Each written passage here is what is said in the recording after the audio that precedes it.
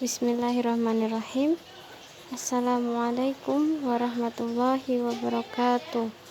Perkenalkan, kami dari kelompok 10 penganggaran perusahaan yang beranggotakan saya Anissa Nur Fatimah NIM 1952111158. Yang kedua adalah Syahrina Maisarah NIM 19521194. Di sini kita akan mempresentasikan tentang analisis keuangan dalam penganggaran. Pengertian anggaran keuangan.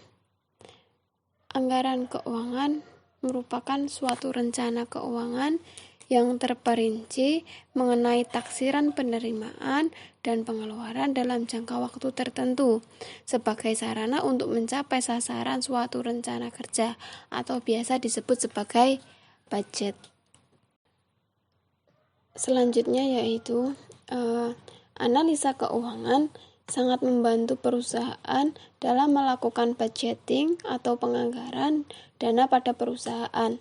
Antara lain ada 3, yaitu anggaran operasional, anggaran pendapatan, serta anggaran pencapaian target penjualan. Hampir di semua kegiatan itu memerlukan sebuah dana. Namun, hal yang biasanya kerap menjadi sorotan baik bisnis skala kecil, menengah, atau besar adalah analisa keuangan pada laporan anggaran operasional perusahaan. Laporan analisa keuangan secara berkala untuk memantau alokasi dan penggunaan budgeting operasional apakah sudah sesuai atau belum. Laporan keuangan juga menjadi alat untuk pengendali yang bersifat formal, ketat, dan akurat. Analisa keuangan pada perusahaan bisa menentukan apa saja aspek dan alokasi dana yang harus dikurangi atau dialihkan untuk mengurangi anggaran yang membengkak. Selain itu, analisa laporan keuangan penganggaran juga membantu untuk pencapaian kinerja perusahaan supaya efisien. Baik, selanjutnya analisis sumber dana dan penggunaannya. Analisis ini bermanfaat untuk mengetahui bagaimana dana digunakan dan asal perolehan dana tersebut.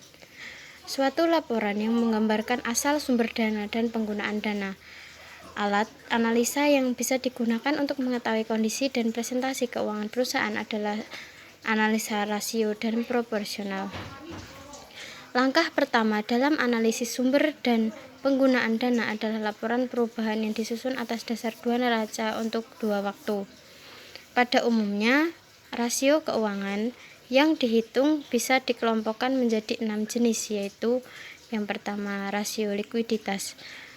Rasio ini untuk mengukur kemampuan perusahaan untuk memenuhi kewajiban finansial jangka pendeknya. Kedua adalah rasio leverage. Rasio ini digunakan untuk mengukur beberapa banyak dana yang disuplai oleh pemilik perusahaan dalam proporsinya dengan dana yang diperoleh dari kreditur perusahaan. Yang ketiga adalah rasio aktivitas. Rasio ini digunakan untuk mengukur efektivitas manajemen dalam menggunakan sumber dayanya. Semua rasio aktivitas melibatkan perbandingan antara tingkat penjualan dan investasi pada berbagai jenis harta. Yang keempat adalah rasio profitabilitas. Rasio ini digunakan untuk mengukur efektivitas manajemen yang dilihat dari laba yang dihasilkan terhadap penjualan dan investasi perusahaan. Yang kelima adalah rasio pertumbuhan. Rasio ini digunakan untuk mengukur seberapa baik perusahaan mempertahankan posisi ekonominya, pertumbuhan ekonomi dan industri. Yang keenam adalah rasio penilaian. Rasio ini merupakan ukuran presentasi perusahaan yang paling lengkap. Oleh karena rasio tersebut mencerminkan kombinasi pengaruh dari rasio resiko dengan rasio hasil pengembalian. Sekian dari kelompok kami. Apabila ada kesalahan dalam penyampaian mohon dimaafkan.